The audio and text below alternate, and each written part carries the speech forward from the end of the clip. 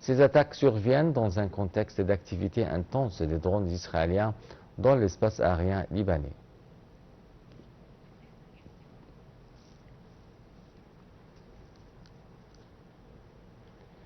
De retour à la crise iranienne, on a en ligne avec nous son Excellence ambassadeur Hassan Haridi, ancien adjoint du ministère des Affaires étrangères.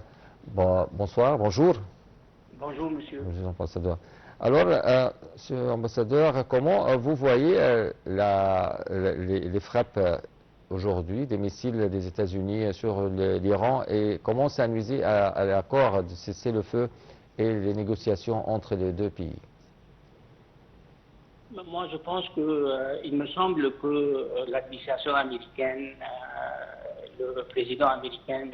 Donald Trump,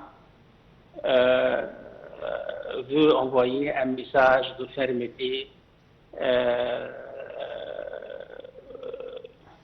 en ce qui concerne les positions iraniennes dans les discussions et le contact en cours pour parvenir à un accord intérimaire entre les États-Unis et l'Iran.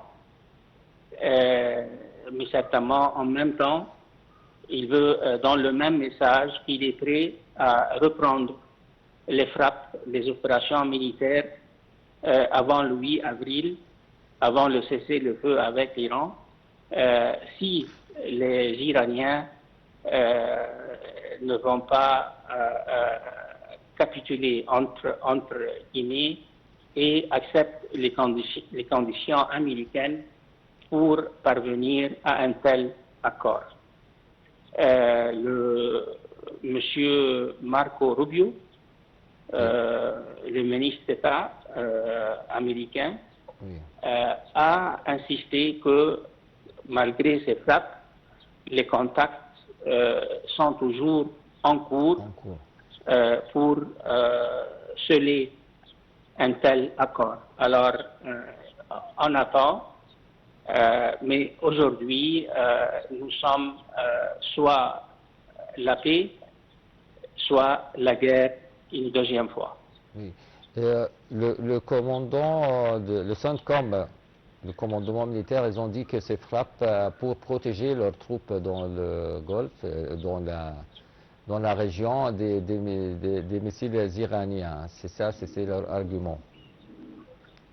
Non, certainement, les Américains comme les Israéliens sont toujours pris avec des excuses pour justifier leur offensive et leur frappe militaire. Mais je ne suis pas sûr que c'est ça la raison. La raison que ces frappes ont eu lieu après la conversation téléphonique entre M. Trump et le chef du gouvernement israélien. Oui. Et puis, après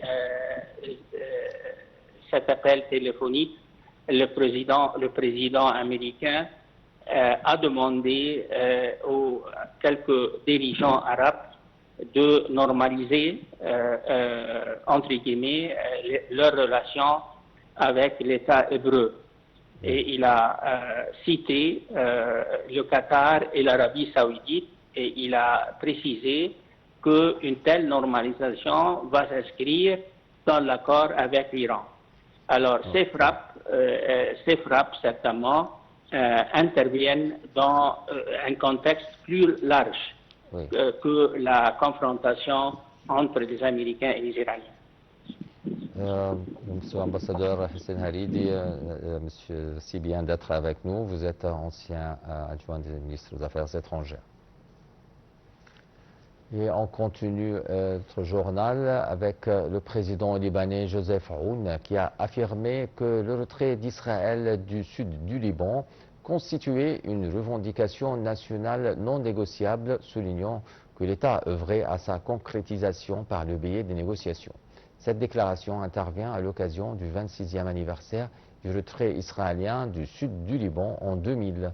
Le président libanais a précisé que les négociations ne représenteraient ni une concession ni une capitulation, mais plutôt une réaffirmation du droit exclusif du Liban à protéger son territoire, préserver sa souveraineté et étendre l'autorité de l'État à travers son armée et ses forces de sécurité.